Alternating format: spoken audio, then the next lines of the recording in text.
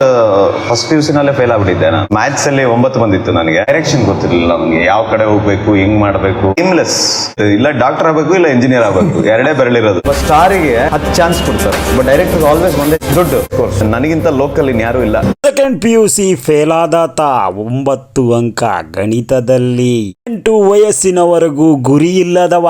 ಈ India cinema ಜಗತ್ತೇ ಕನ್ನಡದತ್ತ ತಿರುಗಿ ನೋಡುವಂತೆ ಮಾಡಿದಾತ ಅವರೇ ನಮ್ಮ ಪ್ರಶಾಂತ್ ನೀಲ್ ಅವರ ಜೀವನ ಚರಿತ್ರೆ.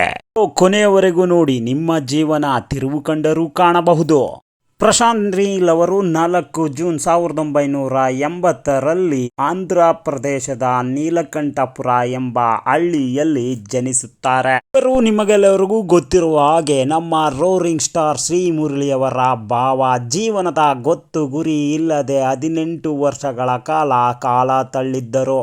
ಅಂತಿಮವಾಗಿ ಜೀವನದ ಬಗ್ಗೆ ಅರಿವಾಗಿ ಮುರಳಿಯವರಲ್ಲಿ ಸಹಾಯ ಕೇಳಿ 2 ರಿಂದ 3 ದಿನ ಸೇವಂತಿ ಸಿನಿಮಾ ಶೂಟಿಂಗ್ ಸೆಟ್ಗೆ ಹೋಗಿ ಬಂದರು. ನಂತರ ಗಾಂಧಿನಗರದಲ್ಲಿ ರೂಮ್ ಮಾಡಿ ಸ್ನೇಹಿತರೊಂದಿಗೆ ಸ್ಕ್ರಿಪ್ಟ್ ವರ್ಕ್ ಶುರು ಮಾಡಿಯೇ ಬಿಟ್ಟರು.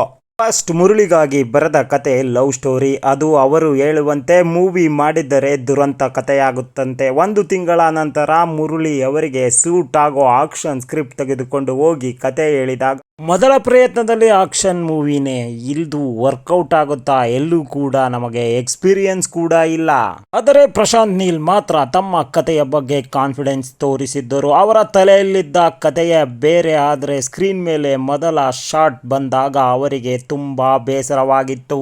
ಸಿನಿಮಾದ ಬಗ್ಗೆ ಆಳ ಅರಿವು ಇಲ್ಲದಿರೋದು ಇದಕ್ಕೆ ಕಾರಣವೇನೋ ಎಂಬುದು ನನಗೆ ಕಾಡುತ್ತಿತ್ತು ಅಂತಾರೆ ಪ್ರಶಾಂತ್ ನೀಲ್ ಅವರು.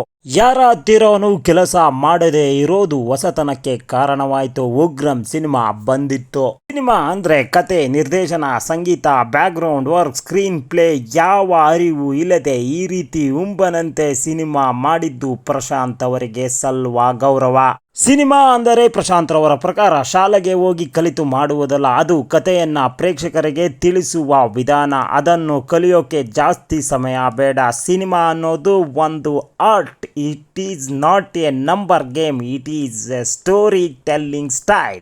ಕಥೆಯನ್ನ ಯಾವ ಯೋಚನೆ ಇಟ್ಕೊಂಡು ಬರೆದಿರ್ತೀವೋ ಅದೇ ರೀತಿ ಚಿತ್ರಿಸರಾಯಿತು ಅಂತಾರೆ ನಮ್ಮ ಪ್ರಶಾಂತ್ ನೀಲ್ ಅವರು.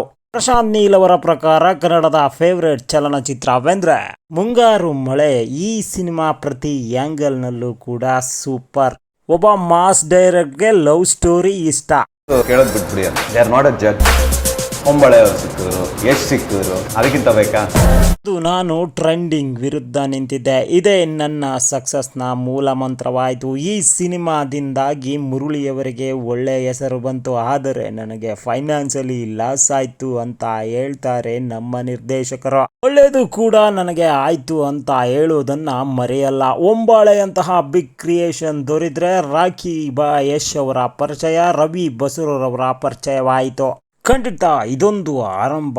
ಇದು KGF ಅನ್ನೋ ಬ್ರ್ಯಾಂಡ್ ಕ್ರಿಯೇಟ್ ಆಗಿದ್ರೆ ಇದಕ್ಕಿಂತಲೂ ಹೆಚ್ಚಿನ ಬ್ರ್ಯಾಂಡ್ ಕ್ರಿಯೇಟ್ ಮಾಡೋದು ಉಳಿದಿದೆ. KGF ನಿಂದಾಗಿ ನಮ್ಮ ಪ್ರಶಾಂತ್ ಅವರಿಗೆ ದುಡ್ಡು ಹೆಸರು ಬಂತು. ನಂತರ ತೆಲುಗಿನ ಸಾಲಾರ್ ಸಿನಿಮಾ ಮಾಡಿಬಿಟ್ಟರು. ಇವರು ಕನ್ನಡವನ್ನ ಮರೆತು ಬಿಟ್ಟರು ಅಂತ ಅಂಗಿಸಿದವರು 1000 ಮಂದಿ. ಆದರೆ ಜೀವನದ ಕೊನೆಯಲ್ಲಿ ನಾವು ಮಾಡೋದು ಬಿಸ್ನೆಸ್ ಅನ್ನ.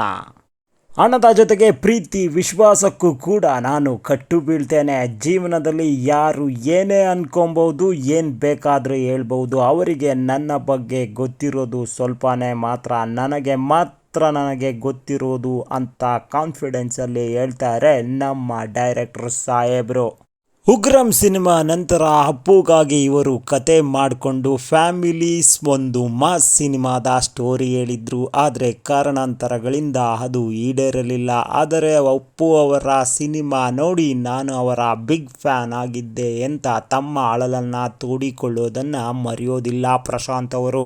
ನಮ್ಮದ ಕನ್ನಡದ ಸೆನ್ಸೇಷನಲ್ ಡೈರೆಕ್ಟರ್ ಪ್ರಶಾಂತ್ ನೀಲ್ ಅವರ ಕೈಯಲ್ಲಿ ಸಾಲು ಸಿನಿಮಾ ಇದೆ. ನೆಕ್ಸ್ಟ್ ರೆಡಿ ಆಗ್ತಿರೋದು KGF ಅಂತಕ್ಕಂಥ ಅದ್ಭುತ ಸಿನಿಮಾ ಚಾಪ್ಟರ್ 3. ಅದರ ಜೊತೆಗೆ ಡ್ರ್ಯಾಗನ್ ಮೂವಿ ಸಿದ್ಧವಾಗಿದೆ. ಆದರೆ ಅವರ ನೋವೇನೆಂದರೆ ಫ್ಯಾಮಿಲಿಗೆ ಸಮಯವನ್ನು ಕೊಡೋದಿಕ್ಕೆ ಆಗಲ್ಲ. Prashant Neil, I would want him to direct an Hollywood film, and that's my dream. And he has got all that potential, and I feel he will be remembered in Indian cinema forever.